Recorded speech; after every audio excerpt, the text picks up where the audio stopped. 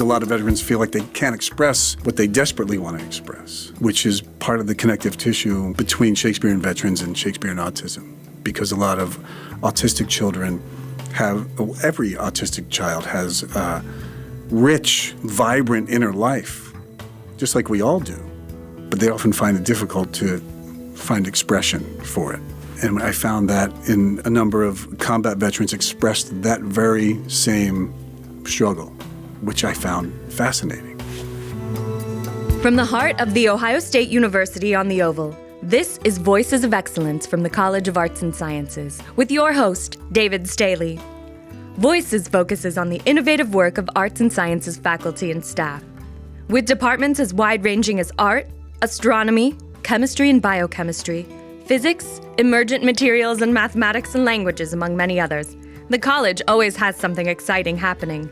Join us to find out what's new now. I'm joined today in the ASC Marketing and Communications studio by Kevin McClatchy, Associate Professor of Theater, Film, and Media Arts at The Ohio State University College of the Arts and Sciences. He oversees the acting curriculum and has been a working actor for 30 years in theater, film, and television. His recent acting credits include a residency at the Wexner Center for the Arts with the solo show Scrap Heap, The Tempest at the Royal Shakespeare Company, and the films Extremely Wicked, Shockingly Evil and Vile, Old Man and the Gun, and On Sacred Ground, as well as episodes of WGN's Outsiders and NBC Universal's Gone. His research interests include acting technique, the use of Laban movement analysis for film and television acting, creating new work through civic engagement, and contemporary Irish theater. Professor McClatchy, welcome to Voices. It's great to be here, David. Thanks. You were recently named Ohio State's Artist Laureate for the 24-25 academic year. First of all, congratulations on that honor. Thanks, yeah. Tell us what the Artist Laureate does. So the Artist Laureate it's in second year, and we had a great surprise. They came into my classroom and announced it. And what it was great to share it with the students. That sounds wonderful. It was wonderful. At first, I was like, what's happening? Why are you interrupting my class? And then they said, I think you'll be happy about this. So the Artist Laureate was formed to spread opportunities and share art with historically underserved communities across Ohio. And that's incredibly exciting, because what I'll be doing, Shakespeare and Autism, which we've had as an ongoing project for the last 11 years. And I'll also be continuing the work that I do with the military veterans community. And those things have been incredibly fulfilling and really successful in Central Ohio, but I just haven't had the opportunity to go further than that. And that's always been one of the driving missions, is to provide those opportunities in as many places as possible, at as high a level as possible in terms of quality and engagement. So it's going to be pretty great. Well, you mentioned the Shakespeare and Autism Project. Yeah. Tell us about this terrific work you're doing. Yeah, the Shakespeare and Autism Project, it started in 2000. Well, the experience started in 2011 when we were in the middle of a partnership with the Royal Shakespeare Company. And one of the company members, acting company members in the RSC, was Kelly Hunter, who celebrated actor and director, and she had been doing work with autistic children in some economically depressed areas of London. And she brought that work here and thought maybe we'd be able to expand its impact. And through conversations that Kelly had with Leslie Ferris, who was the chair at the time, the Department of Theater, and Mark Tasse, who was the director of the Nysanger Center, which is the Institute for the Study of Developmental Disabilities here. They decided that we could have a collaboration of art and science and see if there was a way to measure the effectiveness of these games that Kelly was playing with the autistic children. And it became known as the Hunter Heartbeat Method. And all that really means is that it's theater games based in Shakespeare's text. And we played those games with children. The first part was like a 10-week pilot project at one school just to see if people would respond to it. And anecdotally, the response was tremendous. And I wasn't even involved in it at that point. Because of the success of that pilot program, the Department of Theater and the NYSUNGR established a longitudinal study that was over 2 academic calendar years. And I was a part of that. I became part of the core team of teaching artists. And so we went to middle school in Columbus and an elementary school in Columbus once a week for 2 years and played these games with the same group of children. And the NYSUNGR Center tested the children at the beginning of the process, sort of a couple of times during the process and then at the end of the process. And really they found statistically significant gains in social use of language, recognizing facial expressions attached to specific emotions, and a couple other categories. But those were the 2 main categories that they were focusing on. And anecdotally, from educators, parents, and administrators, the response was overwhelmingly positive. Just in terms of meeting children where they are and creating a space of exploration, of expression, putting thought to words and getting that out, which is a challenge for a number of kids that we worked with. And for us as the teaching artists, Dave, it was transformative because you could see impact in real time with each workshop. And it was incredibly satisfying. It was gratifying. It was every adjective you can come up with because we got as good as we gave. We learned so much from the children and from the educators and their parents. So you described a series of games. Yeah. Just describe one or some of these games. Yeah. So the games we used in the longitudinal study and that we have used in the service learning course that we now offer every spring, most of the time we use The Tempest. So The Play of The Tempest. Yeah, Play the Tempest. So all these games are inspired by and based on Shakespeare. So the first game or the first play that Kelly used was Midsummer Night's Dream. And then she started to develop games based on The Tempest. And The Tempest was really interesting because it's about being exiled on an island and difficulties in communicating, right, misunderstanding and feeling alone.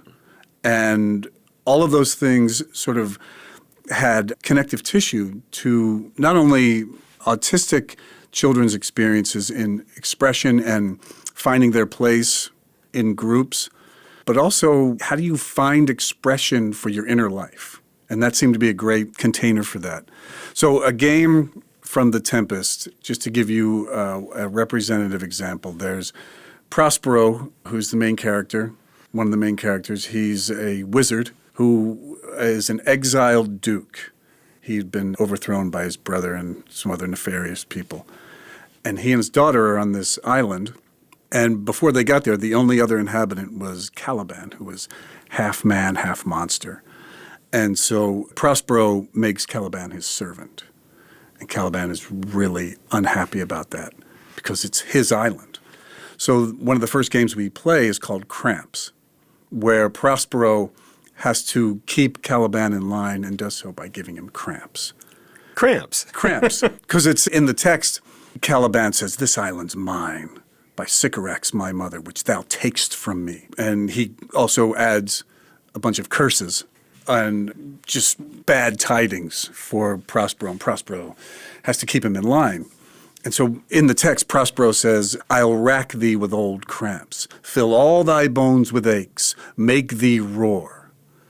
So in the game, the construction of the game is really flexible. So we play it where Prospero simply says cramps, snaps his fingers and points at Caliban, and then Caliban has cramps. And you have cramps somewhere very specific. And then Prospero says, claps his hands and says, "Better."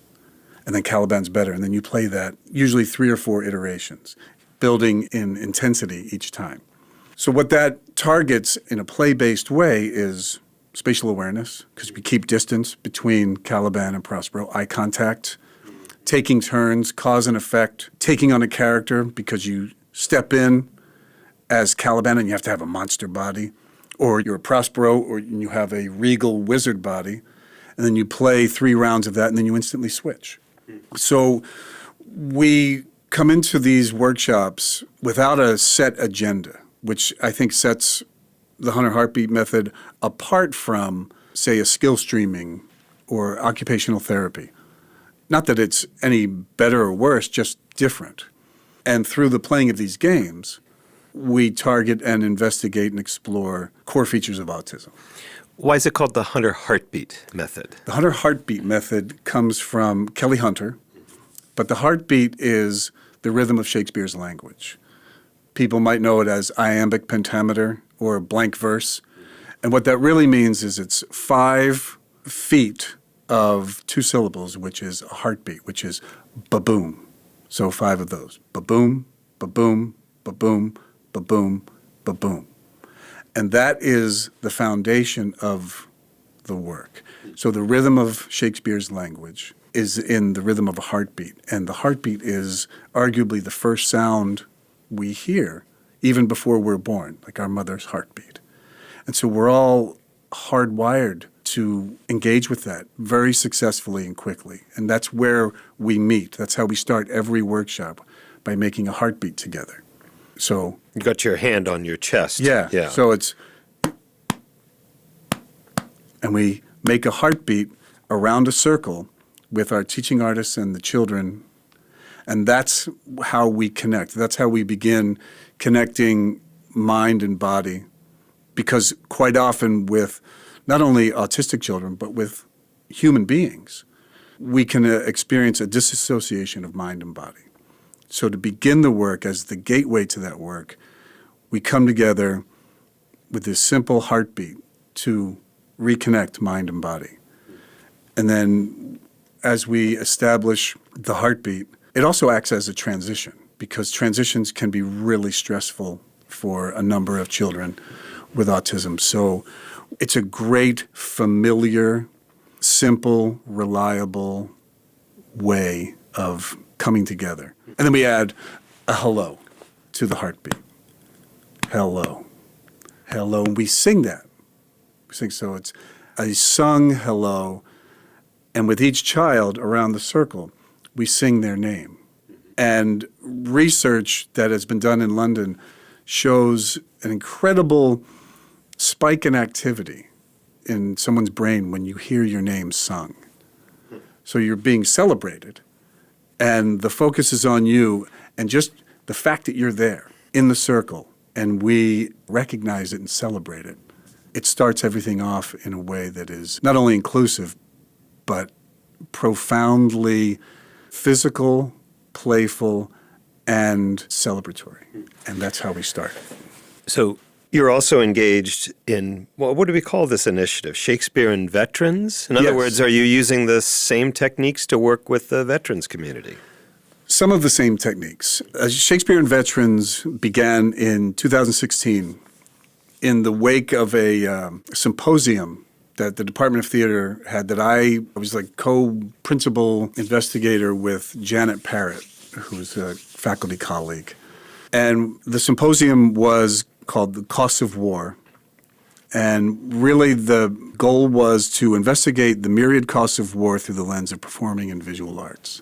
And out of that successful experience, I started working with the military community, the veterans community, and I used what is referred to as an active approach to Shakespeare. So it wasn't specifically Hunter Heartbeat method. It was more a physically active, ensemble building approach to Shakespeare, and using Shakespeare to provoke conversation and to provoke new ways of expression and processing experiences in a group of combat veterans. And a lot of combat veterans and veterans who haven't seen combat, when they get out of the service, they're missing a sense of mission, unit, which is what was the center of their experience. Their military experience was this unit. And we ask veterans to come together and help each other sort of through this experience of tackling Shakespeare and also engaging in conversation that communalizes shared experience. The linchpin and what makes it different from sitting around and talking in group therapy or just a meeting is aesthetic distance. An aesthetic distance is, so Dave, if you and I were doing a scene, say, from Julius Caesar, between Brutus and Cassius, and Brutus is accusing Cassius of having no honor and not being a good soldier. The act of engaging in that, you and I, you're not Dave, you're Brutus. I'm not Kevin, I'm Cassius. But in the act of engaging in that scene and exploring that scene, personal frames of reference will start to come up. And then we react to that. As opposed to me, as a facilitator who did not serve in the military, walking into a workshop and asking people to talk about their traumatic experiences. It seems ludicrous when you say it out loud to expect anyone to do that. But in this play-based atmosphere, we're able to find new opportunities, and every participant is in control of it. It's like, I can share as much or as little as I want, and I can share it in as many different ways as I want, whether it's through physical activity, reflection after the fact, or conversation that's provoked in the midst of working on a little chunk of text or a scene. Same sorts of outcomes, or have you measured or otherwise assessed outcomes? We haven't done research in the way that the Nice Hunger Center did research with Shakespeare and Autism. So really what we have is anecdotal evidence, and the anecdotal evidence has been uniformly positive. It's a place that veterans feel like they can lighten their load, establish, even for an hour and a half each week, a place where they can reclaim that sense of unit mission, sort of serving each other. Because when you first bring up the notion of Shakespeare and that it might be useful to the veterans community, a lot of times you'll encounter fatigue, anger, and dismissal, right? Which is, psychologically, I guess that's common with new ideas. And then knowing that is really useful, because then I can just understand that that's what happens, and then have the second thought, which is, okay, well, here's why I think it might be useful, and let's give it a shot. And what is really helpful is that it's physically active, and I foreground humor as a gateway to maybe something deeper. So we spend a lot of time doing ensemble building, playing ensemble building, improv games, and then that leads us into working on a little bit of Shakespeare. May we talk about your solo show, Scrap Heap? Yeah, Scrap Heap started as a 20-minute version when I was an MFA actor here at OSU. And then it developed into just about an hour-long piece, and it's based on a friend of mine, a couple of years older than me, and we grew up together in suburban Philadelphia. And he was an amazing baseball player. He was an incredible tennis player. He went to law school. He was just at the top of his class at Temple Law School and became assistant district attorney in Montgomery County in Philadelphia. And then the terrorist attack in Beirut that killed almost 300 Marines, it happened in 1983. Mm-hmm. Yeah. In the wake of that, the Department of Defense started to target unconventional recruiting exceptional people who were not currently in the military. And my friend was one of those people. And he went into the Army went right into Delta training, Special Forces, as a civilian, which was obviously exceptional. And he spent a number of years in Special Forces and then in the Diplomatic Security Service, and is now on 100% disability. And he's also a painter, and he's an actor. He's sort of like a walking Robert Ludlum novel Renaissance man. But I spent a lot of time with him because he was in Los Angeles, and I knew him, and we had interacted a little bit. But then I went to L.A., and I ended up staying with him for 6 weeks. And in those 6 weeks, we just started talking about his experiences and some of his frustrations after service and his transition from soldier to civilian. And I was outraged on his behalf and some of the things that he had to struggle with in terms of getting benefits and getting the sort of help he needed. And I always sort of filed that away. My father was a Marine in World War II and sort of lived the balance of his life with undiagnosed post-traumatic stress. And my nephew did 2 tours in Iraq as a striker driver and came home with a number of challenges. So I was surrounded by people that I loved who were having these challenges in the wake of their military service, which they were very proud of as well. So it wasn't just all one thing. And I tried to figure out what could I do to be of service, having never served, but I knew that there was something that I wanted to help with. And this show became the first step in at least bearing witness and communalizing the experience in an artistic way, because I felt like maybe I could do that effectively. And it was nervy, man. You know, like I remember doing it, the first time I did it as an hour-long piece was at that symposium. And one of the audiences was almost all veterans. And imposter syndrome was just bubbling up as I was waiting to go on. And the final thought I had before I walked on stage was, I'll just walk on stage and apologize to everyone, say this was a big misunderstanding, maybe we shouldn't do this, and I'll treat everybody to a round across the street. Can we just forget this ever happened? And then I had the second thought, and I went out and did it, and the response was incredible. It was people, a number of veterans just thanked me for giving voice to a set of circumstances that were specific but also universal. Because a lot of veterans feel like they can't express what they desperately want to express, which is part of the connective tissue between Shakespearean veterans and Shakespeare and autism. Because a lot of autistic children every autistic child has a rich, vibrant inner life, just like we all do. But they often find it difficult to find expression for it. And I found that in a number of combat veterans expressed that very same struggle, which I found fascinating. How is a solo show different from any other sort of form of acting when you're interacting with other actors? Yeah, it's really different. As you were in this case, yeah. There's nowhere to share the blame if anything goes south. But it's different because, it's you, and you have to genuinely believe in some universe that people are going to be interested in what you're doing for an hour, just you. And there's a certain amount of faith that you have to have in the story. And it wasn't my story. It wasn't autobiographical. So I knew the story was compelling. I just wanted to make sure that it was artistically compelling as well.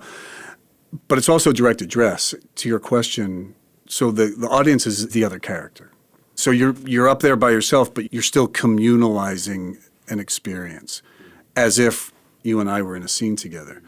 So I'm talking to the audience, and it's not, I think, a common mistake people make, whether they're doing Shakespeare or any other play that is direct address or they're doing a solo show. When they talk to the audience, a lot of times we'll talk to the audience as opposed to individuals in the audience. And really, the minute you speak to individuals in the audience, it's no longer a solo play. It's a communalized experience, and you are reacting to individuals. So it's different, but you find similarities in it as well. I had introduced you as someone with an interest in the use of Laban movement analysis. Yeah. And I'm really interested to hear more about this. First of all, remind us what Laban movement is. Yeah, I associate it with dance. It is, yeah. Rudolf Laban was a German choreographer, dancer, and came up with this system of notation to notate choreography and be able to repeat it and really get specific about what it is you want to do and to catalog that. And then he was actually supposed to be one of the main performers and creators for the Berlin Olympics. The 1936 1936, Berlin Olympics, huh? Yes, and his work was then censored, and he had to flee. And so he was in England, and the British asked him to go into factories to observe and evaluate the physical life of factory workers and see if he could make them more efficient with this Laban analysis. Because Laban analysis is I'm going to be reductive because this isn't the Laban podcast. Maybe we should invent one. I'm sure there is one out there.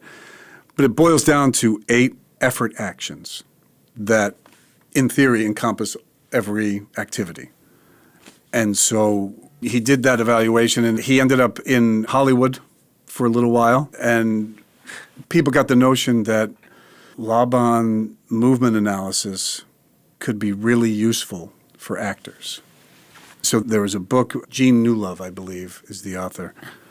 It's called Laban for Actors, Movement for Actors. And I had never heard of Laban, never heard of Rudolf Laban or Laban movement analysis until I came to grad school here at OSU, and Janine Thompson, our recently retired faculty member who's a movement specialist, and we had a Laban class. And the specificity of Laban, so the 8 effort actions are punch, flick, slash, press, glide, dab, punch, and ring. And each of those have qualities that you can get really specific about. And we were doing that in front of a mirror, investigating punch and ring and glide and what that means in terms of characterization and maybe transforming as an actor or solving a moment.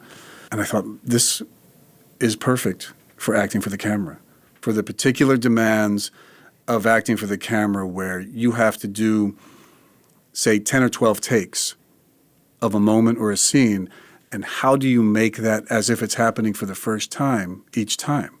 And also give the director and the editor subtly different choices, and dropping in a Laban thought. Okay, I can maybe press this opening moment. Doesn't mean you're any less truthful. You're just sort of adding that to the expected work you do as an actor to prepare. And I thought that could be really useful. So when I taught acting for the camera the next time, I introduced that, and the results were instant, whether it was a beginning actor or someone who had a fair amount of experience.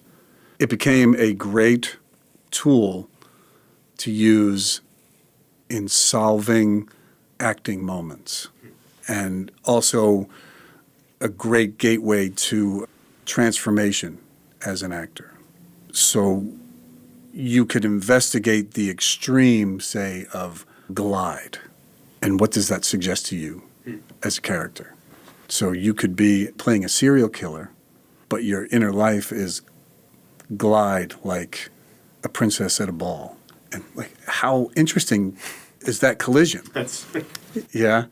I've been watching you throughout the entire time we've been together. Obviously, this is an audio medium. You move quite a lot, even though we're seated here. Yeah. You communicate a lot with gesture. Yeah. Is that typical of actors? Is this a function of, I don't know, you've internalized Laban, or is this just Kevin McClatchy? Maybe it's a heady mixture of all of that. I don't know what that is. Sometimes, especially when trying to formulate a thought or make sure that I'm being as clear as possible, or if I'm talking about acting or performance or something that gets me excited or that I'm passionate about, it's full body experience, like mind and body connected. And doing it right now, yeah. In fact. Did you always want to be an actor? Did you know since you were, 4 years old that you were going to be an actor? I thought I was going to be first professional basketball player. Excellent. That was the first iteration of the dream. Yeah, I went through college. I was a journalism major and an English minor in college. I thought I was going to be the next Don Hewitt, 60 Minutes producer. Yeah. So not even in front of the camera. But I loved film and television from my earliest memory. So I think it was deeply embedded in there somewhere, being a storyteller. I was always, it sounds cliche, but I was definitely a little bit of the class clown. Being the youngest of 6, I was always trying to find different ways to get attention. And I think that's probably where it started. But I was in deep denial, man. When I went to college, I played basketball in college, and I had a roommate who did theater. And so he was in a production of The Iceman Cometh, right? Amazing role for him. I didn't go see it. It was, to my eternal shame, I didn't go. And I realize now that somewhere in there, I knew that was something that I thought was amazing, that I would want to do at some point, and I couldn't quite bring myself to face that.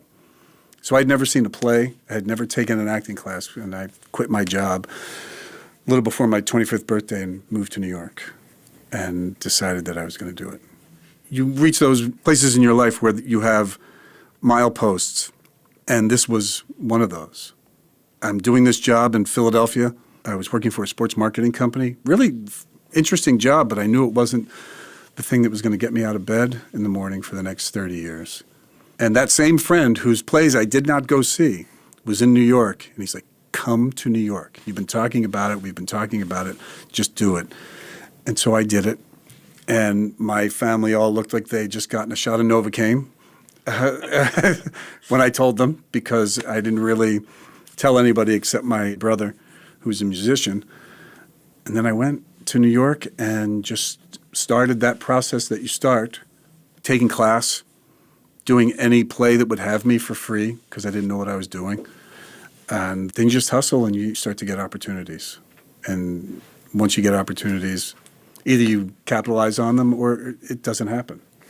And I was lucky enough to get opportunities and fall in with people who were my champions. And that's the key, too, because really you only need one champion, casting director, a producer who thinks that you might have something to offer, and then you get some opportunities. What's next for Kevin McClatchy? What's next for Kevin McClatchy is I'm really looking forward to the Artist Laureate year coming up. I've already started talking to colleagues on the regional campuses because that's a focus. So going to Lima and Mansfield and Newark and bringing Shakespeare and Autism and Scrap Heap there, which will be great because I can bring Shakespeare and Autism and then return to the same community with a different program and be able to water the garden with both of those. But also go even further to places like Athens County and places out to Toledo or East Cleveland, places where these kinds of enrichment opportunities are less plentiful, and bring the work that I do and bring my students with me who are amazing, incredible at this work, and have them have that experience as well. And leave the possibility of this work, leave the foundation of it for these communities to grow in. Kevin McClatchy, thank you. Yeah, thank you.